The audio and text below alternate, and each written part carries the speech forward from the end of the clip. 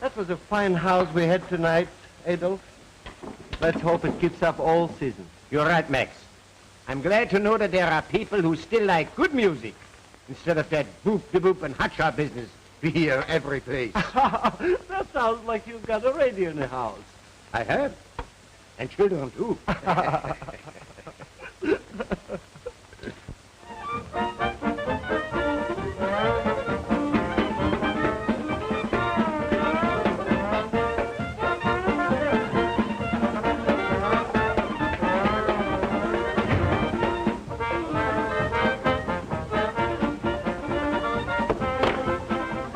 Richard. Oh, dear. Must you play that radio so loud? Okay. Every time you come in, I've got to turn the radio off. If you wanted it just for an ornament, you could have saved yourself some money and bought a hat rack. Such a way to talk. Doesn't your father like to see you enjoy yourself? Always? Music is good for everyone. But for the love of sake, such discords as you listen to, here is real music.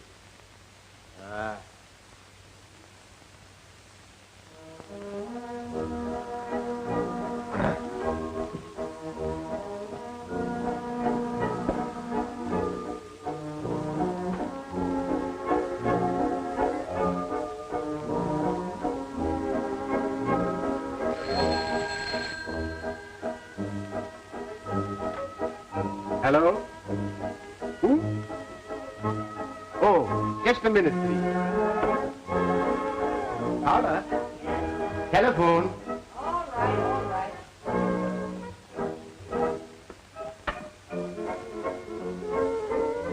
Muffle that dirge, will you?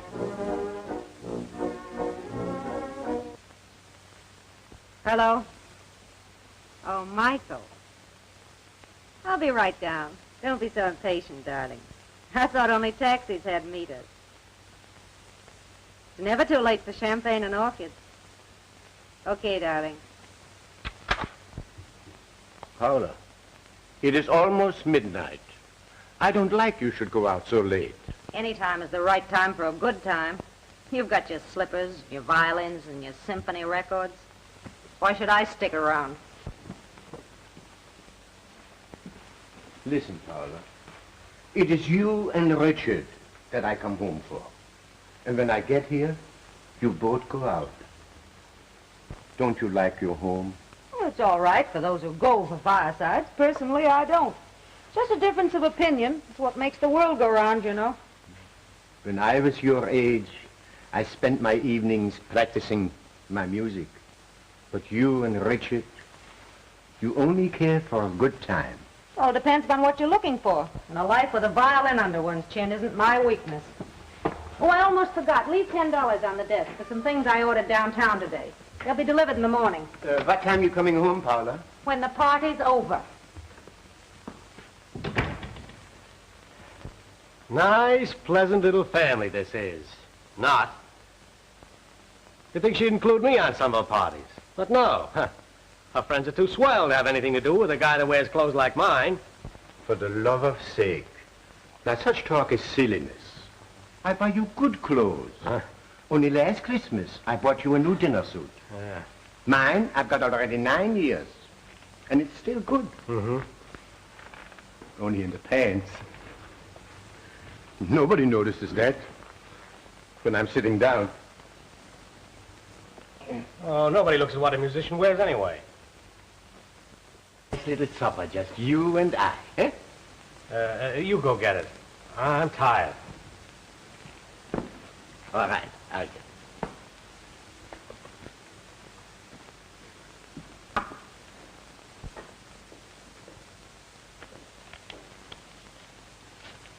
Richard, you should have seen the crowd at our concert tonight. We played Offenbach's Orpheus and Hades. That's my favorite overture, you know. The boys all wanted me to go to Doroni's with them, but not Adolf. Not when he can come home and be with his boy. Richard. Richard.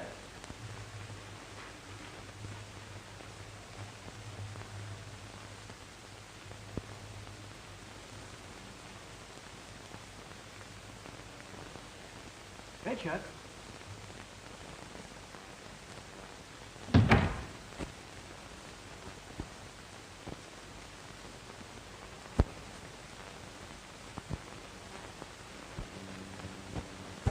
Here.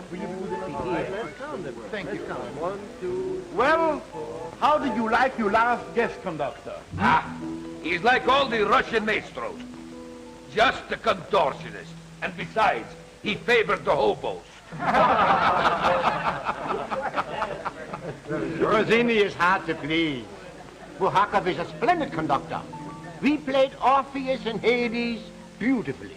You are always faithful to that overture, aren't you, Adolf? And while we are on the subject, Buhakov told me that your violin passages were exceptionally fine. Well, it is my favorite. Perhaps someday I will be able to play it good enough to play the solo passages. Adolf, that opportunity will be yours 2 weeks from tonight. Mancini, you mean that... Yes, I mean we'll repeat the Orpheus and Hades overture, and you shall be the soloist. As orchestra manager, I have already arranged with the Symphony Board of Directors to have you promoted to the concertmaster's chair by this time. You see, Martinelli, our present concertmaster, leaves to go on tour, and the place is yours. You don't know what this means to me. All my life, I have waited for this moment in my career. Adolf, a fine musician like you deserves such a recognition. And now to your rehearsal. The director is waiting. Congratulations, Adolf, as our new concertmaster. Thank you, Max. Oh, I'm so happy. And I'm nervous, too. You know, I only played the overture, Orpheus and Hades, for 10 years. I need more practice, maybe. Eh? Why don't you go down to hear Franz Steinmann tonight at the music hall? Watching him should give you more confidence. That's just what I'll do. Listening to the greatest violinist in the world should be enough inspiration. I should say so.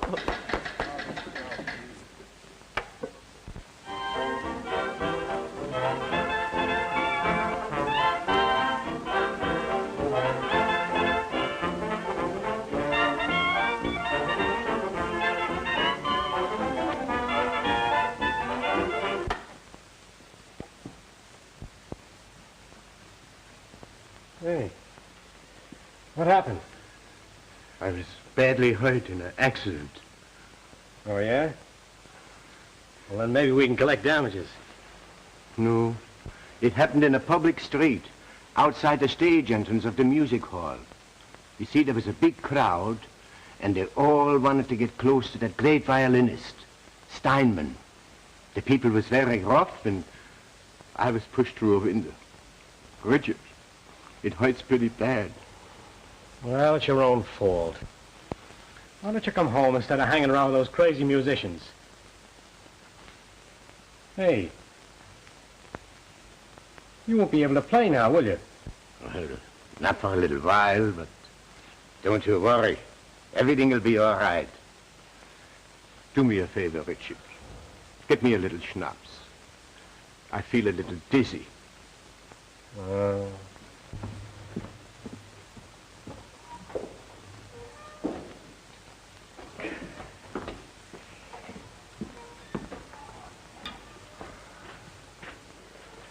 Yeah. Thank you. Ah, this is terrible. Say, suppose you lose your job on account of being laid up. How are we going to live? For the love of sake. That seems to bother you quite a lot, doesn't it? Look in the desk and get me my bank statement. Read me the balance.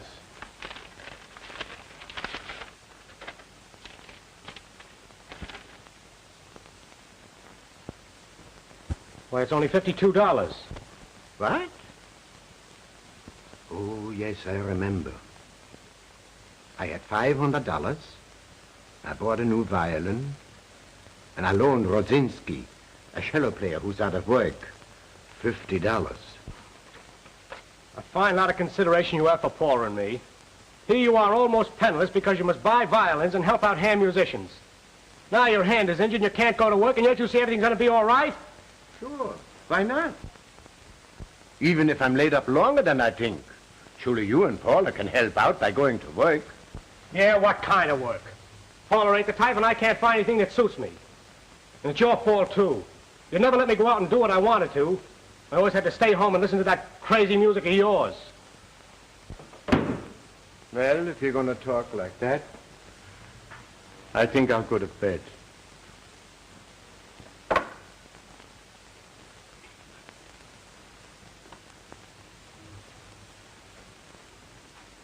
Tell Paula I want to see her when she comes in.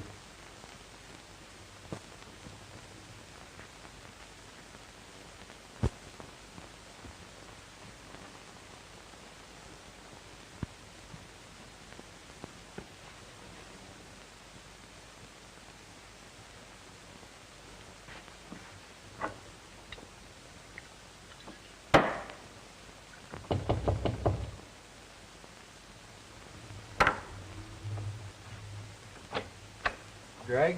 Yeah. Telegram for you. Sign here. Thanks. You're welcome.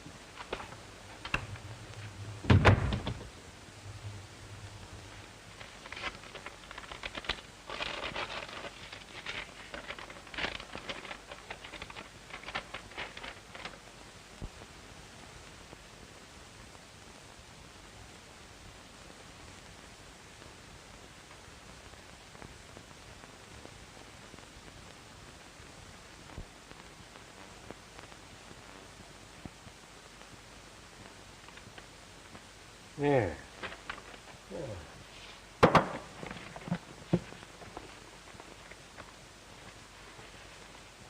Pennsylvania, 65600. Get me Pennsylvania, 65600. What time can I get a train to Atlantic City tonight? 11:40. Thanks.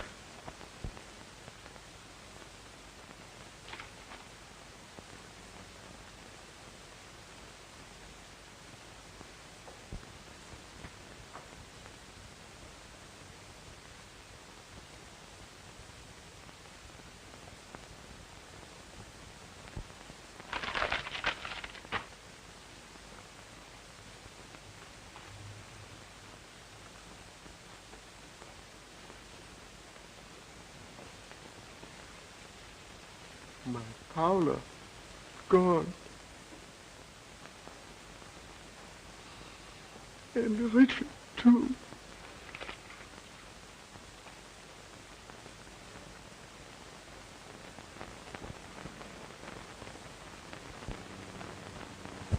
Well, Mr. Grieve, this is the final bandage. Now we shall see how you have mended the past 2 weeks.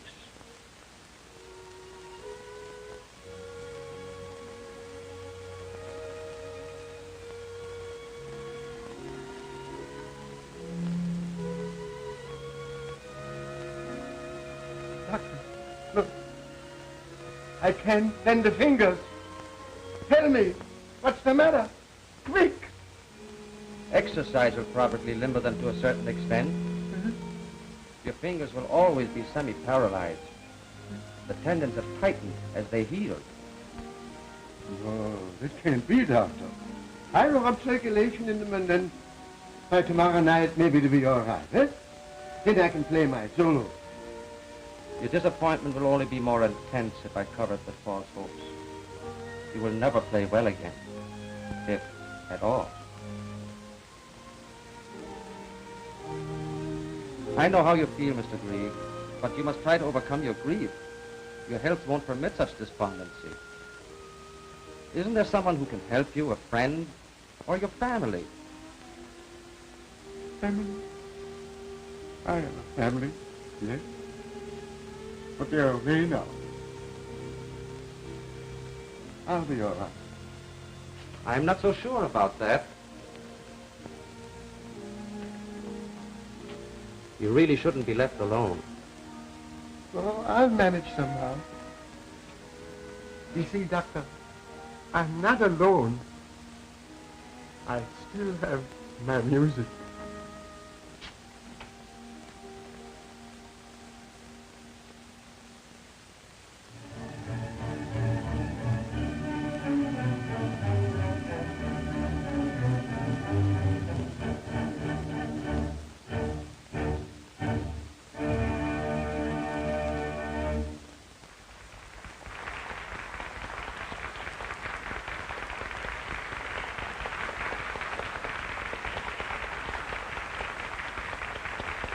Ah, Adolf! I'm so glad to see you. You heard the concert? Yes. It was good. But between us, I would have given anything in the world if you had been the soloist chair where you belong. Yes. Ah, Mancini, you would say that just to make me feel good. Because you're my friend. Well, it was good to listen. That's all I can do now. You have been with us for years. To see you leaving now is like losing the melody of a fine overture. Your hand is permanently injured. Well, that's what the doctor said. But look at the fingers. See? They move a little.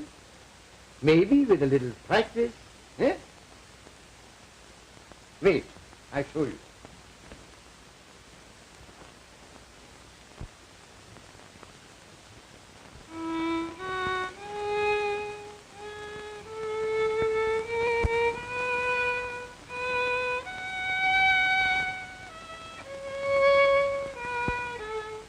Don't, Adolf, don't. I want to remember you are playing as it was, not as it is now. Forgive me. I had to try. And now, I want to ask you a favor. Anything in my power, Adolf. I know I can't play anymore. But isn't there something else I could do? As the manager? You do the hiring. Perhaps I could help arrange the scores, take charge of the library. Anything you wish to give me. I wonder why we always must disappoint our friends when they need us. You asked me something I would give you in a second, if I could. But Adolf, I can't. There are no vacancies. I cannot throw men deliberately out of work, even if I wanted to. Perhaps later we'll find a place.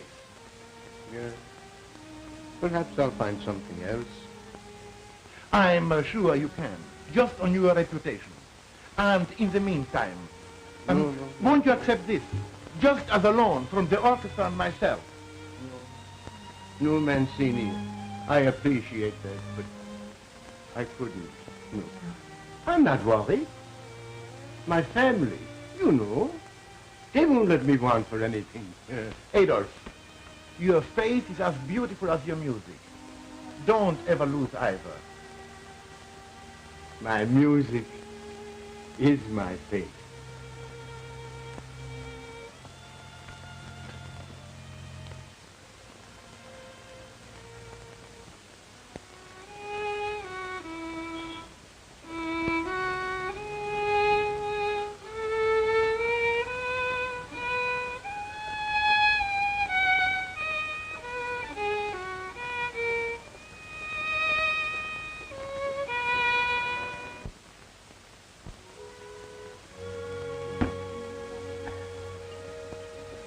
It's part of tonight's paper, Adolf. The society column. That holds no news for me. Me neither. Thanks. Good night. Good night.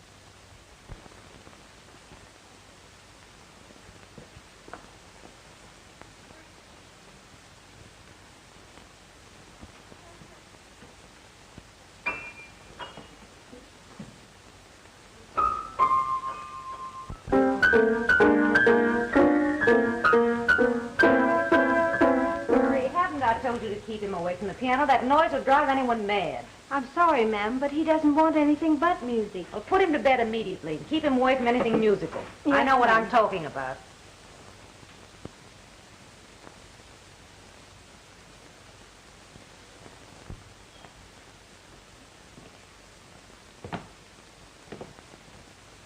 Where's the baby?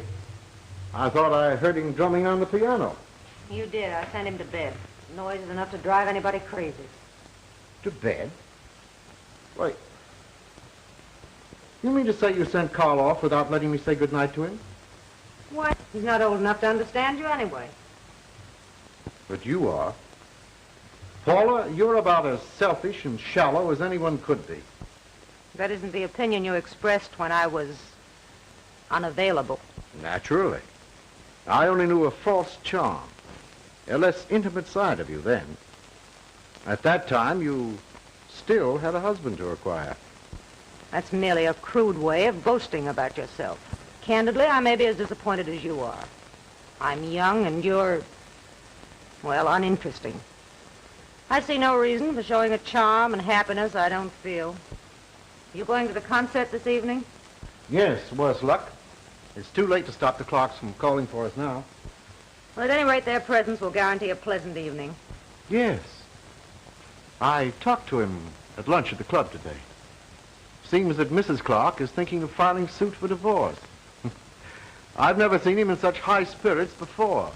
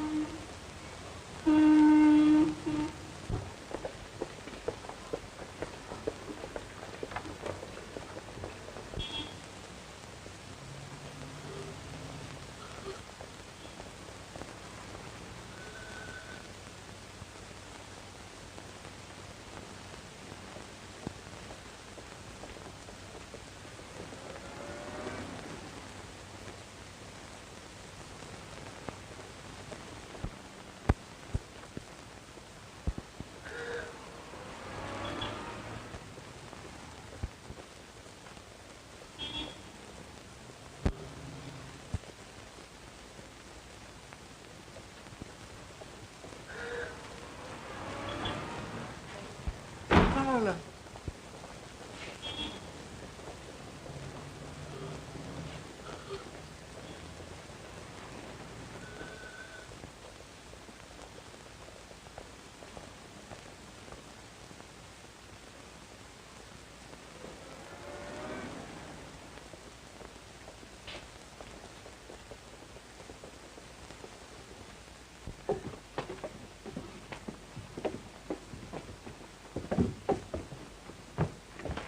Hey, Mazzini, you come to my house tonight, eh? And my daughter Carmen will have on the pesto on the table will make the mouth glad to open. Not tonight, Rossini. I'm too tired. Oh, tired. You come to my house, you're not going to be tired. Because you know why? You always have plenty good fun, and you have... Oh, look. Poor man. He's a musician, too. Excuse me, mister. Dio mio. It's Adolf. Good heavens, it is Adolf. Oh, help him up, poor man. Mancini. Rossini. Oh, it is good to see you. Adolf. Why, you are shaking. I changed my mind. Both Adolf and I will accept your invitation for supper tonight. Good. No. I must go. Oh, nothing of the sort. We haven't seen you in years. What? You would refuse Rossini? Why, it's the reunion for everybody. Come, we go. We go. E quando Ramiro... Ah, Carmen. Yes, Daddy? More vino, eh? Presto, presto. Adolf, where are you living? Uptown. Way uptown. Why don't you move down here with us? All you get uptown is the noise of the streetcars and peddlers. Down here we have nothing but music, except when your friend plays the saxophone upstairs. He says the same thing about your trombone playing. How would you like to stay down here with Rossini tonight? You look very tired, Adolf. And tomorrow we could spend the day together with our music, eh? Sure, why you no sleep down here tonight? I got plenty room. Come on, I show you. Well, I am a little tired. And if I can stay here, I think I'll go to bed now. Huh? Good night, Adolf. And we see you tomorrow. Sure, we see him tomorrow. You know, I wear the nightshirts. You'll find them in the drawer. They're better than pajamas. More room and no buttons. Good night, Adolf. Good night.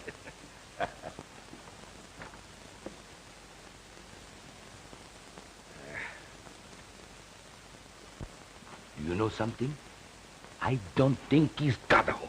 Never do I. I've heard that he played on the street for coins and often came to stand before the concert hall. But until tonight, I never was able to find him after the concert. Poor fellow. His music and memory made him come there, and then his pride would make him leave before we could see him. How awful. Daddy, I've often heard you say what a fine musician he is. Can't we do something to help him? My dear girl, he's very proud. He would be insulted if we give him charity. And you know he can't make music with his bad hand. If we only could think of a business proposition for him. I have it. Listen. Second studio below us here. Yeah, downstairs. Oh, why not set him up as a violin teacher? He wouldn't have to play much himself, and I'm sure we could find some pupils. Two of the children Daddy teaches the trombone to. It's an idea. Oh, it's great. Practically perfect. I am sure he would accept it if he thought he would pay us back. You know, as a business proposition, not as a charity. I'm going to donate a frock coat and 3 music stands. I'll hang his drapes and make his coffee. And I sponsor him personally. We start tomorrow to the Greek music school. To the Greek music school. Ah, e tutto romanzo che c'è con tutto romanzo. E go to the kitchen. E tutto romanzo con quello che c'è come niente, il cavallo.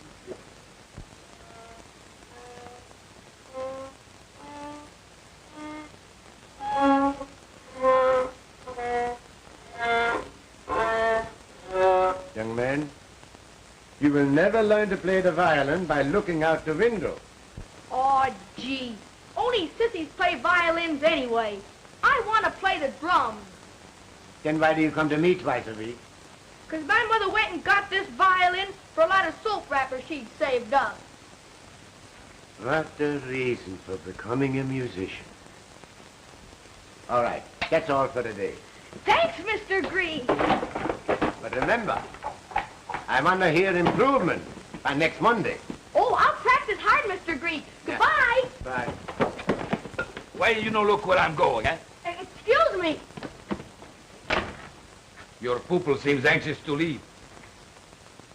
What a life with those children. Their mind seems only on the clock. Ah, you've only had 8 years of it. Think of the lifetime I have suffered with those kids, and their heads are full of applesauce. With the movies and the radio, they have no time for real work. Yeah, how many pupils you have now? 24. I had one more, but he's now in reform school. Say, how do you get your pupils to practice? Mine pay no attention to me. You see, the trombone is a grand horn. And the harder you blow, the louder she is. So I say to my pupils, you know, as all children love a noise, blow hard, because someone will hear and say, there's a musician. He can't miss. You know, they practice so much, they go deaf from their own noise. So is everybody else. When you give lessons, it sounds like a boiler factory. Oh, is that so? You don't think that Rossini is a great musician, eh? No. Well, I tell you something. Once I sailed to South America for a concert tour, and a big fog come at sea. Who do you think saved the ship? Who? I don't know. Who? Me, Rossini. The captain, he come to me personnel. He says, Rossini, go on the bridge and play your trombone till the fog she go away. Could a violin be so tremendous? No. But a foghorn could. Well, of course. I laugh, too.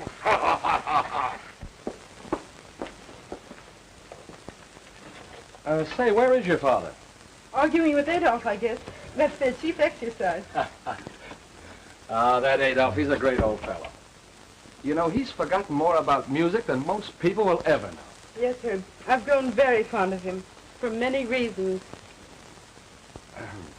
It wouldn't be because he lets us meet in the studio, would it? Maybe.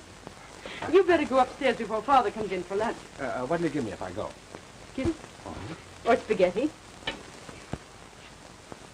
Say, that's a swell title for a song. But I'll try it out first now, huh? I want you to put the B on that husband of yours.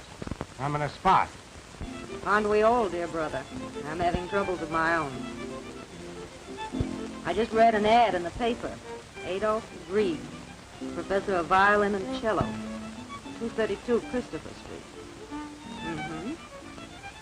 Why not go and see Father?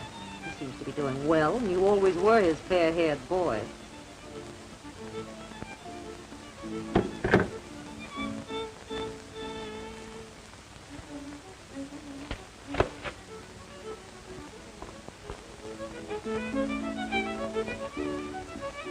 Carl. Yes, Mother. We won't need your services any longer. You may go.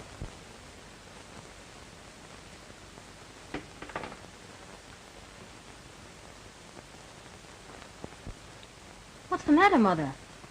Professor Heinrich's a good teacher.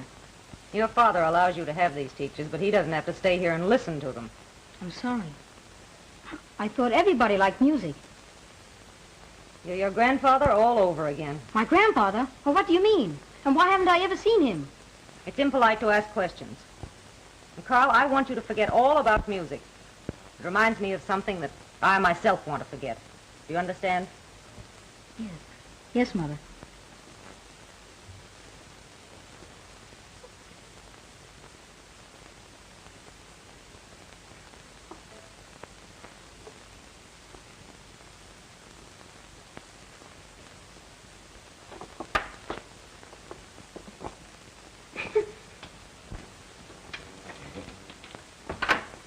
Excuse me for being so long at the telephone. Now we begin the lesson. Today we play Rubinstein's Melody in F. I'll show you how it goes. No chewing gum, please.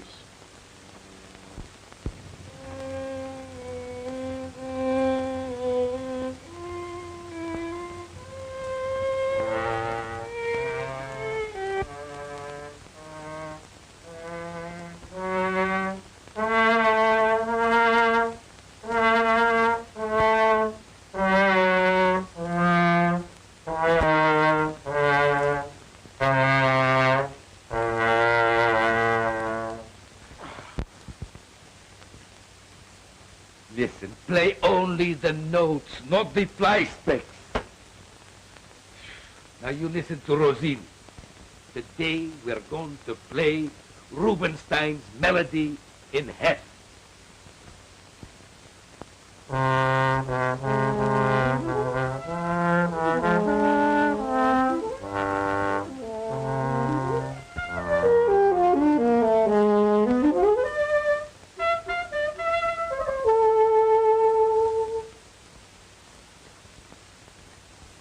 You know, Sam, I wish we could write a good number. Something new. Yeah, something new. Now we commence. 1, 2, 3.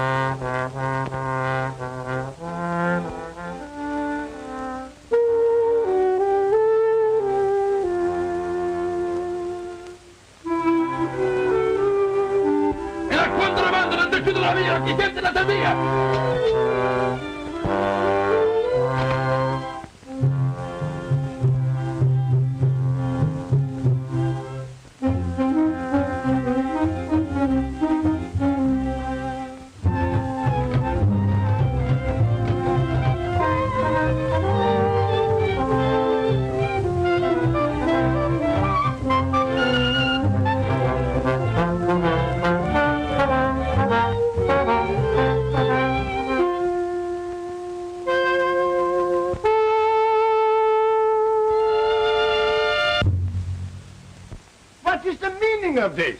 Get out of here, you overstuffed carrion! Get out!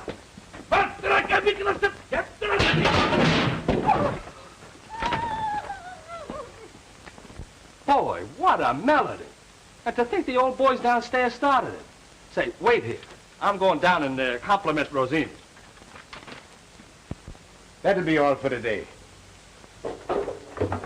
Thank you for loaning me a violin, Professor. Mine will be fixed in time for the next lesson. Well, that's nice. All right. Goodbye. Goodbye. Bye, Professor G. Goodbye. Bye. Bye.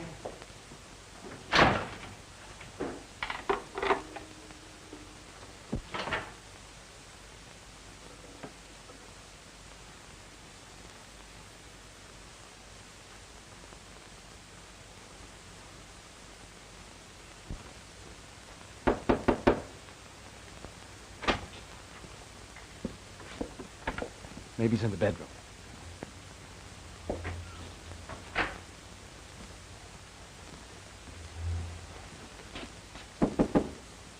Mr. Gregg, you have company.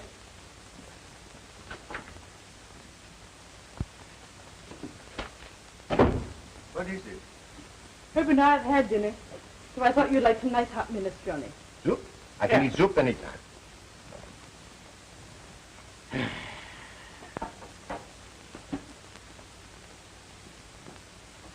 Hey, what's the matter here? You look kind of tired. Well, my pupils were very trying today. I try to teach them classic and they want to play jazz. It seems nobody likes the old music anymore. What did you run into? Oh, another music teacher who shares your sentiments. Yeah? Only he hit you with a trombone to prove it. Where is he? Daddy's cooling off at the concert hall. Rossini went to the concert hall. I haven't been there in 10 years. You've been awfully good to Carmen and me. Just like a father. I'm glad. Because once I had children of my own. And you two sort of take their place. I didn't know that. Are they... Dead?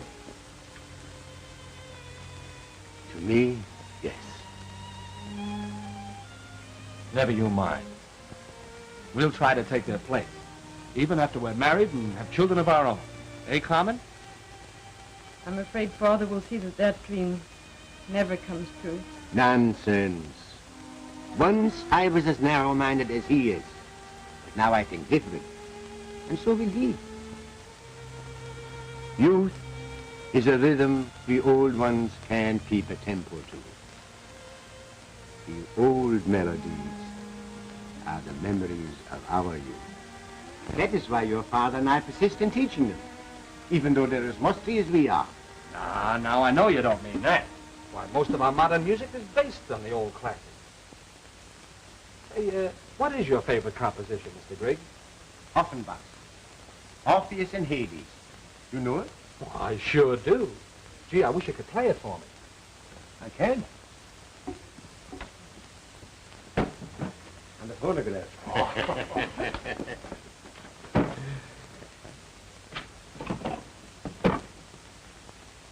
I haven't played that symphony for a long time. Start it.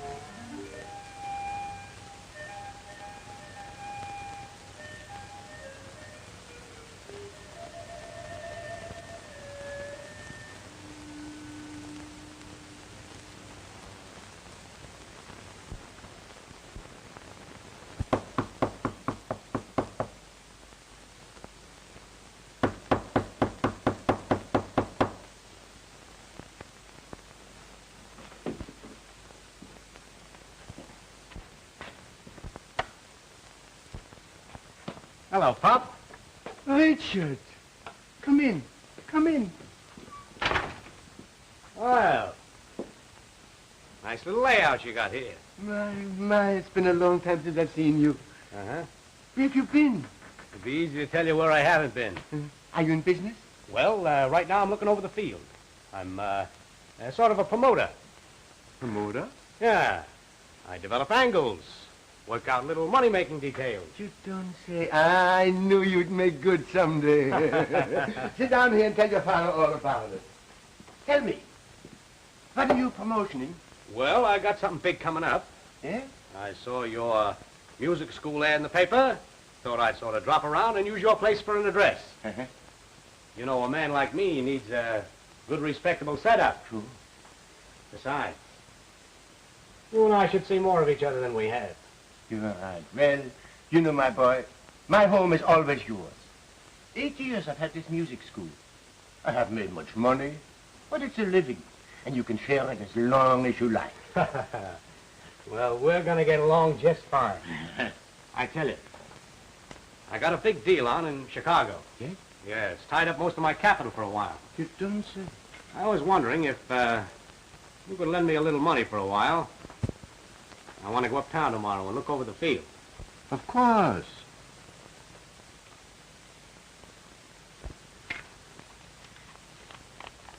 Is that enough? Sure. I'll let you know if I need any more. That's all right. Now, tell you what, you sit here, and I'll make some Liederkranz sandwiches and get some beer, and then we'll have a nice little talk, eh?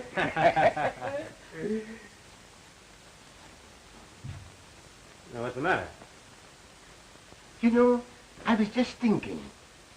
The last time we were going to have beer and sandwiches, you didn't wait for them. Well, don't worry, Pop. I might be 10 years late for that date. But I'll wait this time.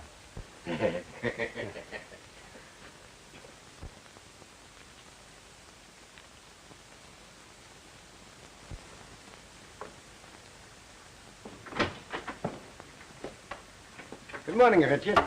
Oh, hello, Pop. Good morning, Miss Rosini. How's the most beautiful daughter of the world's finest trombonist? I'm glad you appreciate my father's ability, Mr. Grigg. Oh, excuse me. While I read my mail.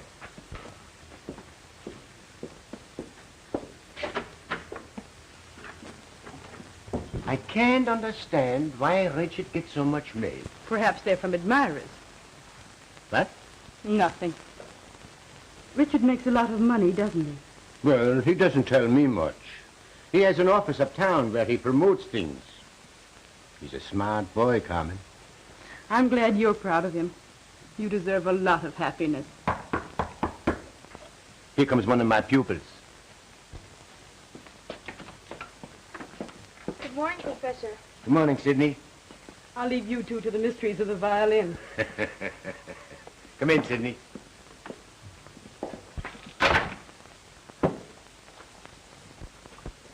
Well, Sidney, did you practice hard this week? No, sir, I didn't. You see, sir, my dog ate half the music, so I could only play the bottom of the page. Well, that's the first time I ever heard that one. Never mind, the lesson will commence.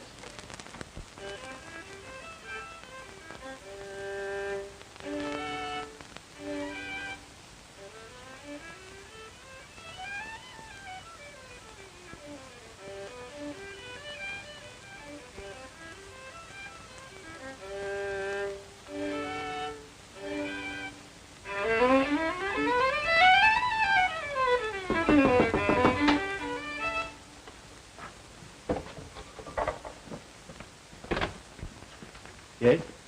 Are you Mr. Richard Grigg? Well, I'm his father. What is it you wish? We're friends of his. We'd like to see him privately. Yes? Come in. Thank Come you. inside. You run along, Sidney. Come back the same time tomorrow. I always like to meet my son's friend.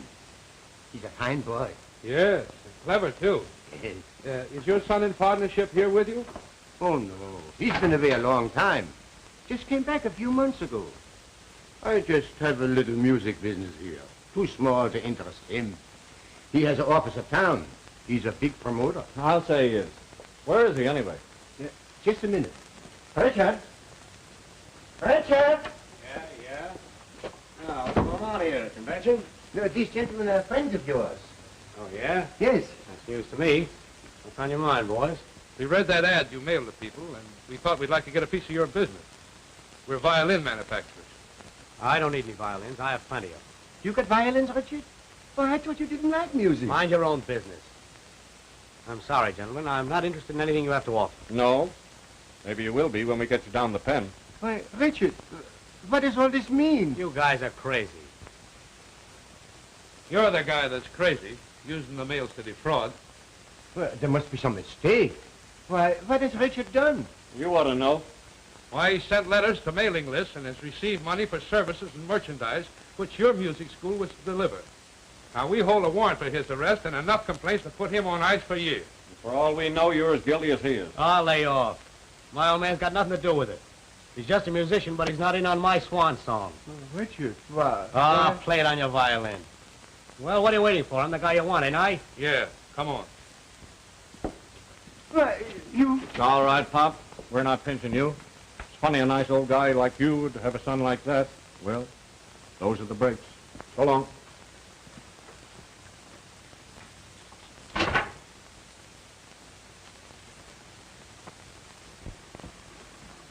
Your morning paper, sir. Oh, thank you.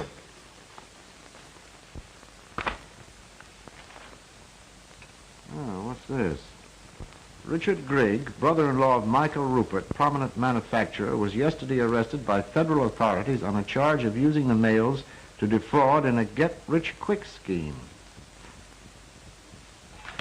Well, that just about breaks the camel's back. I'm sorry. Can I help what my brother does? What's the matter, Daddy? Carl, will you leave the room, please? I want to talk to your mother. Yes, sir. Excuse me, Mother. But it has made me reach a decision that has long been in my mind. I want a separation. Suppose I don't want a separation. I think you will when I tell you a financial settlement goes with it. Change might do me good at that. Perhaps your ideas are the same as mine. What's your proposition? I keep Carl. You get $50,000 cash. You don't value our Sunday highly. Make it 100,000. 75 then. And remember, you're to stay away from both of us. That won't be difficult. You've been an uncongenial wife and a disinterested mother for years. Save your compliments. Is this final? My lawyer will draw up the paper immediately. You get the cash, I keep Carl.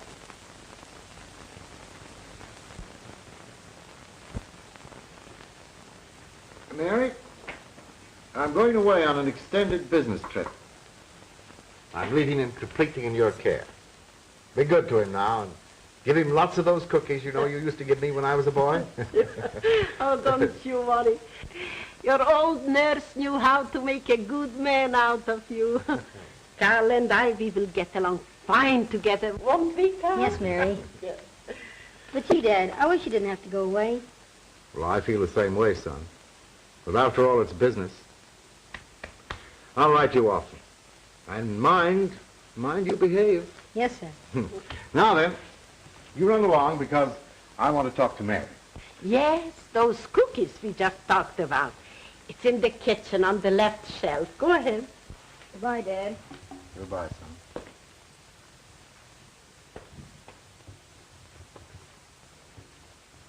I may be gone quite some time, Mary.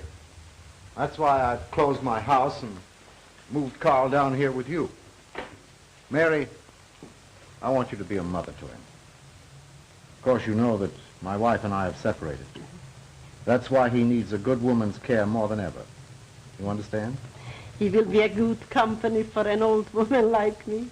Don't worry about anything. God bless you. Thank you, Mary. Goodbye. Goodbye. Ah, young man. I know all about your father, but I don't know nothing about you. Now tell me. Tell me everything. Well, first, I like these cookies a lot. Oh, that's a good beginning. And I think I like living down here. It's old and funny looking. Just like, what's next? I'm 10 going on 11. I like music. And I can play both the violin and the piano. Oh, that's fine. Music is good for everybody. Do you play well? My music teacher said I played very well. But my mother always made me stop. Of course, she said it was just noise. So, well, we attend to that. Tomorrow we will get a new music master. And we will find out for sure. And I know a fine one, just for the violin. Gee, really? I think I like you an awful lot.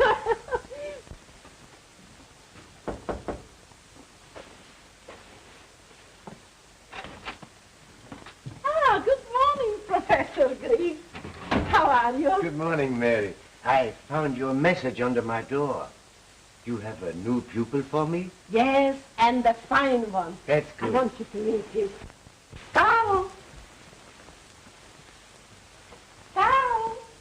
Come here. Yes? Carl, this is your new music master, Professor Green. Professor, this is your new pupil, Carl Rupert. How do you do, sir? Now, how do you do, Carl? So, you want to become a violinist, huh? Yes, sir. Well, have you had lessons before? Oh, yes, sir. Many of them. And I practiced all the time. That is, when I was allowed to. Well, that's fine. Now, suppose you play me something before we begin the lesson, huh? Yes, sir. Go ahead.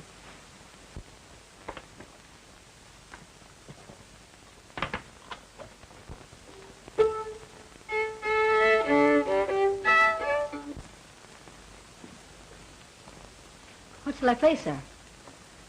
Play something you know real well. Your favorite.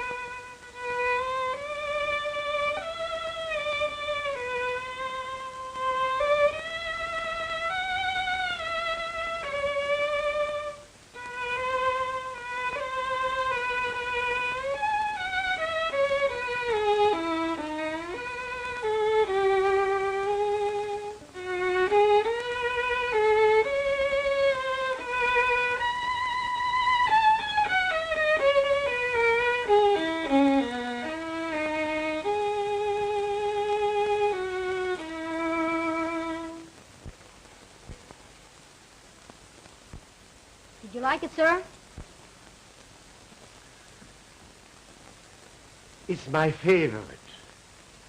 Carl, you played it beautifully.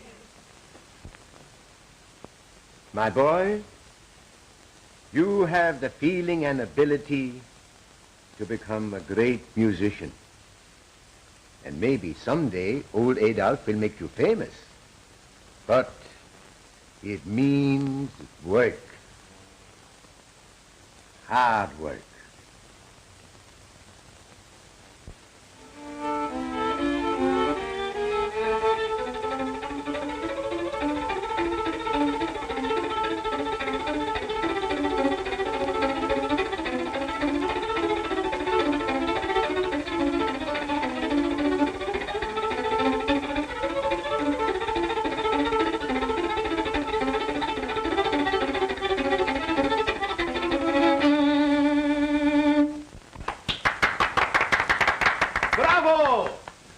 Young men, you astound me. For months, Adolf has been exclaiming over your ability. Now that I have heard you, I agree with him. My boy, you are very good. My old friend, you cannot know how I hope for Carl's success. In the 2 years he has been with me, I have grown to love him. Not alone for his genius, but for his young companionship and for his devotion to myself and my music. I understand. Perhaps he gives you something you missed all your life, Adolf. I feel that fate almost gave him to me as the image of what I was once, what I dreamt my own son might have been. Will you help me arrange his future? Of course. We'll start his career with a salon recital at the Hotel Savoy next Monday. Mr. Rossini, just think of me giving a concert. Yes, too bad. What? Too bad you wasted all your talents on the violin. Fortissimo, how he could have played the trombone.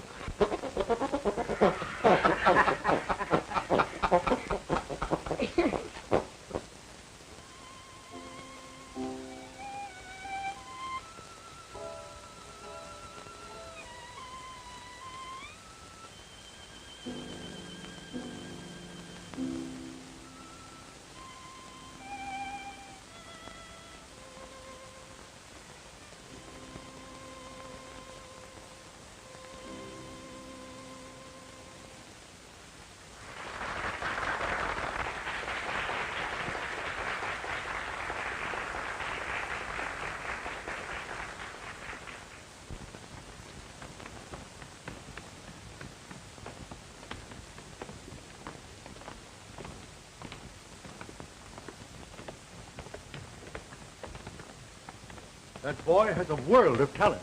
You are absolutely right. His technique is superb. Old Adolf Grieg deserves all the credit for training him.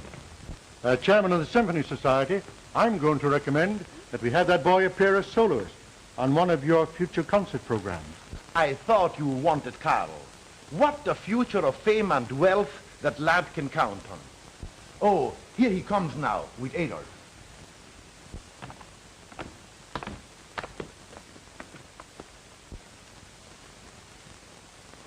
Mother! Carl, darling. Paula. Paula. And Father, well, what a reunion. What did he call you? Well, he called me Mother. Carl's your grandson. Professor Grieg is my grandfather? Gosh, if I had my choice, you're just the one I'd pick. Carl. Carl. I can hardly believe it. For 2 years, day after day, I have been with my own grandson and didn't even know it. It isn't fair. You can blame Michael for that. He stole Carl from me and put him with an old nurse. Well, I didn't know where he was. I haven't seen him until now. Carl, darling. My daughter, my grandson, all in one day. It is almost too much for an old man like me. Congratulations to both.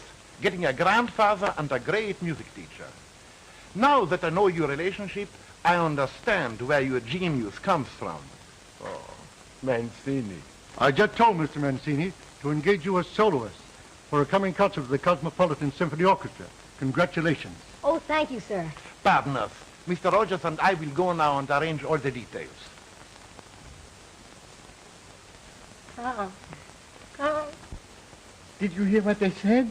I'm so happy, Grandpa. Now I know I did everything you asked and studied so hard. I'm you, I guess. Carl, you're not going to play that concert. You're coming home with Mother. And then we're going to Europe where you can have the best training before you make public appearances. But, Mother...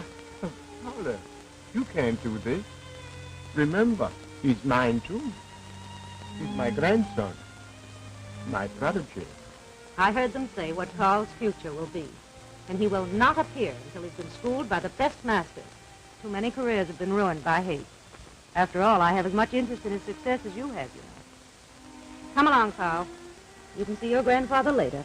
Please, Paula. Don't take Carl away from me. You'll see him again before we leave for Europe. Come on, Carl. Come on, dear. Sorry I'm late, Paula. Shall we grab a cocktail?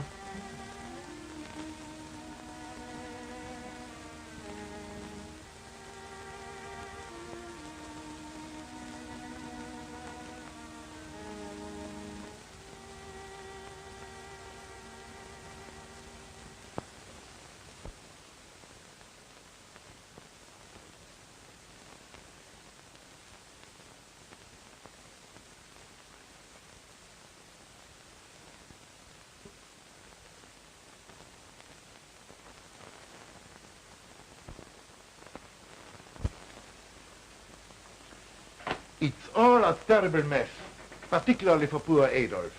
Yes. She tried to take Carl to Europe, but the husband stopped her. Well, what if her husband does win Carl? Adolf still loses. The papers say the father disapproves of a musical career for the boy. It's useless to think that Carl will play now. I have already engaged a substitute artist. Well, it's certainly a rotten break for old Adolf. He's always helping other people, and yet every wish he has is a disappointment. It's true. Only yesterday he argued Father into letting us become engaged. You can't tell me anything about him. He never struck a false note in all his life. The judge will announce his verdict today in his chambers. There's nothing we can do.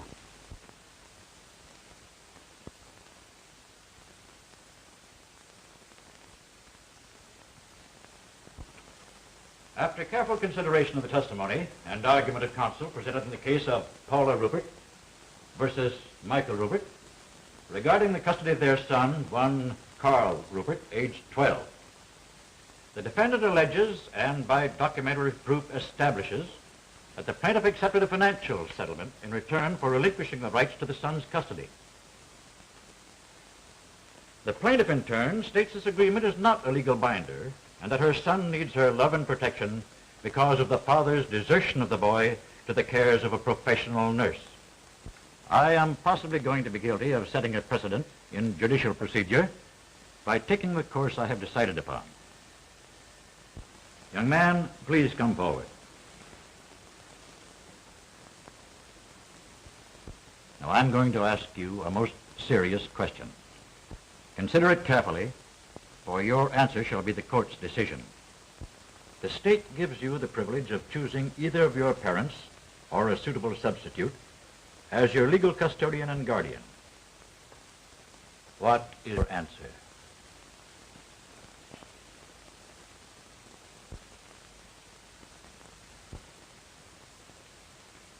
Why, I choose my grandfather, Adolf Grieg. But this is ridiculous. I shall appeal this revision. Gentlemen, please. Mr. Grieg, do you accept the appointment of this court as the custodian of your grandson? Or have you any objections? Objections?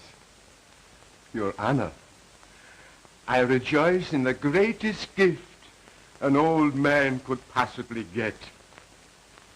The devotion of his grandson.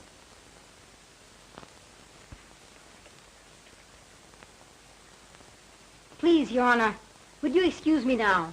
I must practice my music because tonight I play with my grandfather's old symphony orchestra. You are both dismissed.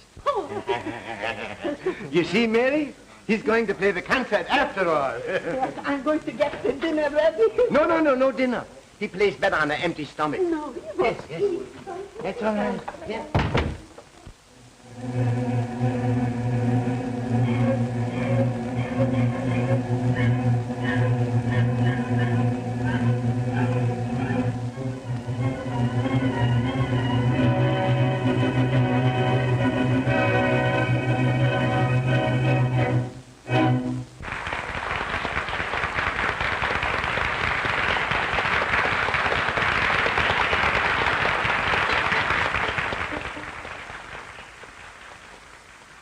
Al, my boy, all my life I have longed to do what you are going to do. The opportunity was denied me. Now you have a chance. Show them what we can do. All right, Grandpa. Thank you.